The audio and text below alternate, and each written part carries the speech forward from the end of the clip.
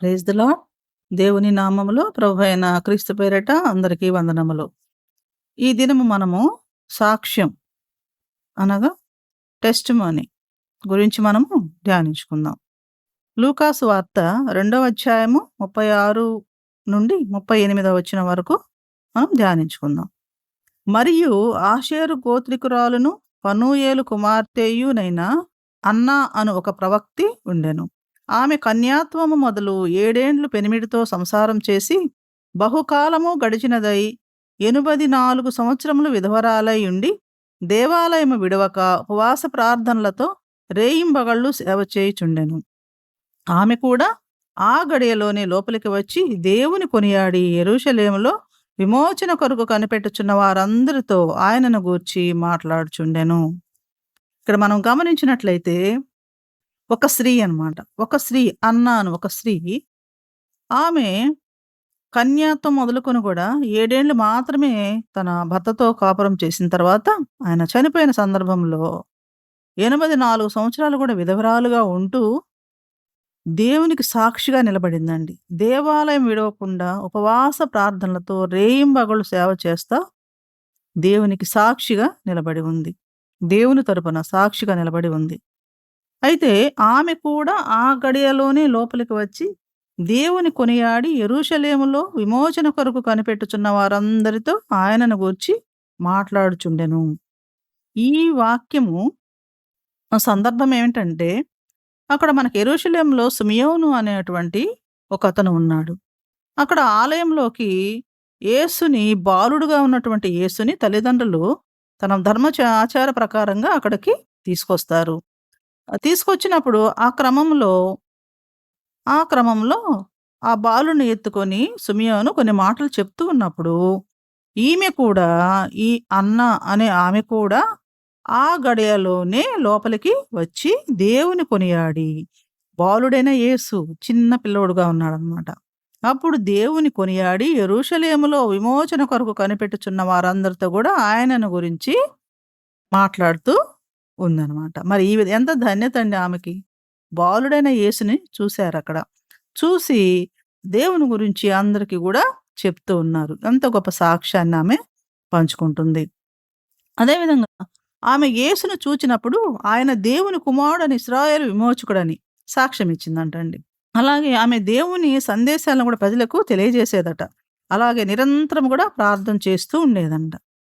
ఈ విధంగా చేస్తూ కూడా ఆమె ప్రాముఖ్యత ఏంటంటే ఆమె దేవుని వాగ్దానాలు నమ్ముతూ నిరంతరం ప్రార్థించటం మరియు ఇతరులతో శుభవార్తను పంచుకోవటం.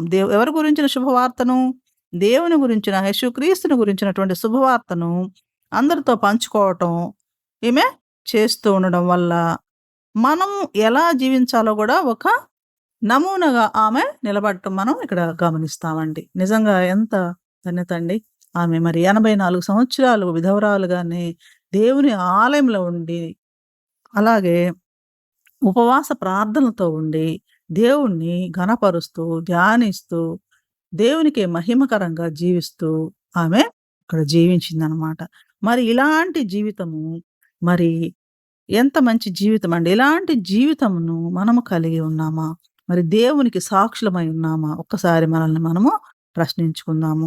మరి అదేవిధంగా ఒకసారి చూసినట్లయితే మనలో ప్రతి ఒక్కరము దేవుడు మరియు ఆయన ప్రియమైన కుమారుని వాస్తవ మరియు వారి పని పునరుద్ధారణ యొక్క సాక్ష్యాన్ని కూడా మనము పొందవచ్చండి. ఈ విధంగా దేవుడు కూడా తన గురించి తను ఒక సాక్ష్యము చెప్పుకున్నట్టుగా మనం ఇక్కడ ఈ వాక్యంలో గమనిస్తాము. ఇక్కడ చూసినట్లయితే యోహాను సువార్త 8వ అధ్యాయం 14వ వచనంలో ఒకసారి చూసినట్లయితే నేను ఎక్కడి నుండి వచ్చితినో ఎక్కడికి వెళ్ళుదునో నేను ఎరుగుదును గనుక నన్ను గూర్చి నేను సాక్ష్యము చెప్పుకొనినను నా సాక్ష్యము సత్యమే. నేను ఎక్కడి నుండి వచ్చుచున్నానో ఎక్కడికి వెళ్ళుచున్నానో మీరు ఎరుగరు. అంటే మనకు తెలియదు, కానీ యేసుకు తెలుసనమాట. నాకు తెలుసు, నేను ఎరుగుదును అని సాక్ష్యాన్ని యేసుక్రీస్తే సాక్ష్యాన్ని చెప్పుకుంటున్నాడు అనమాట. అయితే మళ్ళీ ఇంకొకటి ఏంటంటే యేసుక్రీస్తుని పంపించినటువంటి తన కుమారుడైన యేసుక్రీస్తుని పంపించిన దేవుడు కూడా ఒక సాక్ష్యాన్ని ఇస్తున్నాడండి. ఏం సాక్ష్యం అంటే లూకా సువార్త మూడవ అధ్యాయము 22వ వచనంలో మనం ఒకసారి చూసినట్లయితే, "నీవు నా ప్రియ కుమారుడవు, నీ యందు నేను ఆనందించుచున్నానని ఒక శబ్దము ఆకాశము నుండి వచ్చెను." సాక్ష్యమిస్తున్నారు చూడండి. యేసుక్రీస్తుని ఏమంటున్నాడంటే దేవుడు, "నీవు నా ప్రియ కుమారుడవు, నీ యందు నేను ఆనందించుచున్నాను" అని మన గురించి కూడా చెప్పగలిగుండాలండి. యేసుక్రీస్తుగా దేవుడు మన గురించి, మన సాక్ష్యం గురించి ఆనందించేవారుగా ఉండాలన్నమాట. ఆ విధంగా మనము సాక్ష్యాన్ని పంచుకోవాలి. దేవుని సాక్ష్యం ఏమిటంటే, మీరు ఆయన కుమారుని నమ్మినట్లయితే, ఆయన కుమారుడంటే ఎవరు? యేసుక్రీస్తుని మనము నమ్మినట్లయితే, మీకు వర్తమాన ఆస్తిగా మనకేమొస్తుందంట? వర్తమాన ఆస్తిగా నిత్య జీవము ఉంటుందంటున్నారు. మనము యేసుని నమ్మినట్లయితే, దేవుణ్ణి నమ్మినట్లయితే మనకేముంటుందంటే నిత్య జీవం ఉంటుంది. మనం ఒక సాక్షిగా నిలబడ్డామంటే మనకు నిత్య జీవం ఉంటుందని మనకి వాక్యం ద్వారా మనం తెలుసుకోవచ్చు. అదేవిధంగా ఈ జీవితము నిత్య జీవితం అనే ఒక జీవితము మనకి శాశ్వతమైనదండి మరి. మరియు అందువల్ల దాన్ని ఎప్పటికి కూడా మనము కోల్పోలేం. కానీ ఈ లోకములో మనము మన జీవితాన్ని కోల్పోతాం గానీ, నిత్య జీవితంలో మనము కోల్పోలేము. మన జీవితాన్ని శాశ్వతమైనటువంటి జీవితంగా ఉంచుకోవచ్చనమాట. అయితే దీ మరి యోహాను సువార్త 10వ అధ్యాయం 27వ వచనంలో ఇప్పుడు నేను చెప్పిన దానికి అనుబంధంగా ఏముందంటే, దేవుడు ఏం చెప్తున్నాడంటే, "నా గొర్రెలు నా స్వరము వినును. నేను వాటినెరుగుదును. నా గొర్రెలు నా స్వరము వినును." దేవుని బిడ్డలు, దేవుడు గొర్రెల కాపరి కదండీ! గొర్రెల కాపరి గొర్రెల యొక్క స్వరాన్ని, తన గొర్రెల యొక్క స్వరాన్ని వింటాడు. నాకవి తెలుసు.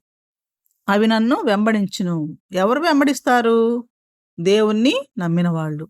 దేవుణ్ణి వెంబడిస్తారు. నేను వాటికి నిత్య జీవము నిచ్చుచున్నాను. ఏమిస్తాడంట? నిత్య జీవాన్ని ఇస్తాను అని చెప్తున్నాడు. కనుక అవి ఎన్నటికిని నశింపవు. అలాగే ఎవడును వాటిని నా చేతుల నుండి అపహరింపడు. దేవుని చేతిలోకి మనకు వెళ్ళాక ఎవరండి మనల్ని అపహరించేది? ఎవరు అపహరించగలరు? మనం ఎలా నశించిపోతాము? మనం నశించిపోకుండాగే మనం ఎప్పుడైతే అపవాది చేతిలో ఉన్నామో, అపవాది చేతిలో ఉన్నప్పుడు దాని నుంచి బయటకు వచ్చేసి మనము ఏదైతే మనం చేసినటువంటి పాపాలు గాని, దోషాలు గాని ఏదైతే ఉన్నాయో అవన్నీ గూడా మనము దేవుని సన్నిధిలో ఒప్పుకొని, మనము సాక్షిగా నిలబడ్డట్లయితే దేవుడు మన సాక్ష్యం కొరకు ఆనందిస్తూ తన బిడ్డలుగా మనల్ని చేర్చుకొని మనకేమిస్తాడంటే నిత్య జీవాన్ని ఇస్తాను అని దేవుడు స్వయంగా మనకు వాక్యం ద్వారా సెలవిస్తూ ఉన్నాడనమాట. మరి ప్రియమైన దేవుని బిడ్డలారా, మనము అన్న గారిలాగా సాక్ష్యాన్ని కలిగి ఉందామండి. మరి సాక్ష్యం లేని వారుగానే జీవించి మరి ఈ లోకంలో మరి ఉన్నటువంటి ఈ ఏదైతే అపవాదికి సంబంధించినటువంటి కార్యాలున్నాయో మరి వాటి నుండి మనము దూరంగా వచ్చేసి దేవుని సన్నిధిలో మరి దేవునికి సాక్షిగా అన్నీ వదిలిపెట్టేసి ఒక సాక్షిగా నిలబడి దేవుడు మన ఎడల చేసినటువంటి మేలుల నిమిత్తము ఎన్నో కార్యాలు చేసుంటాడండి. ఆ కార్యాలన్నీ కూడా దేవుడు చేసిన మేలులను, దేవుని కార్యాలను ఇతరులతో షేర్ చేసుకుంటూ దేవుని గురించినటువంటి మంచి మాటలను అందరికి తెలియచేస్తూ, ఎందుకంటే నిజమైన దేవుడు, అవునండి, మన దేవుడు నిజమైన దేవుడు. మరి ఆ దేవుడిని మనము అందరికీ పరిచయం చేస్తూ, దేవుని ద్వారా మనం పొందుకున్నటువంటి ఎన్నో మేలులను అందరికీ చెప్తూ, మరి ఇదిగో దేవా యేసయ్య, ఇదిగో యేసయ్య నేను సాక్షిగా నిలబడతానయ్యా. ఇదిగో ప్రభా తండ్రి అని మనము దేవుని చెంత మోకాళ్ళతో సన్నిధిలో గనక మోకరిల్లి సాక్ష్యం కలిగి ఉన్నామంటే ఆ జీవితము ధన్యమైందండి. దేవునిలో ధన్యమైంది. దేవుని చెంత మనం ఉండొచ్చు. ఆయన మనకు మంచి నిత్య జీవాన్ని మనకు ఇచ్చే దేవుడుగా ఉన్నాడు. కాబట్టి దేవుని బిడ్డలారా, మనము ప్రతి ఒక్కరము కూడా దేవుని సన్నిధిలో సాక్షిగా నిలబడే వారిగా ఉండాలని దేవుని పేరిట కోరుచున్నానండి. ఆమేన్.